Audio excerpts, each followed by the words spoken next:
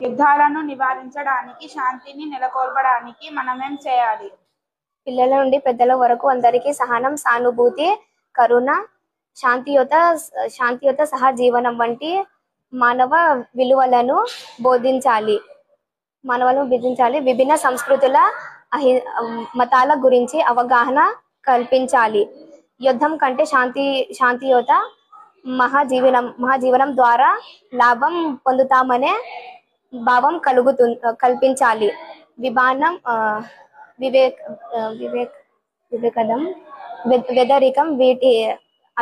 పేదరికం, వీటినీతి వంటి సమస్యలను ద్వారా శాంతి యుద్ధాలకు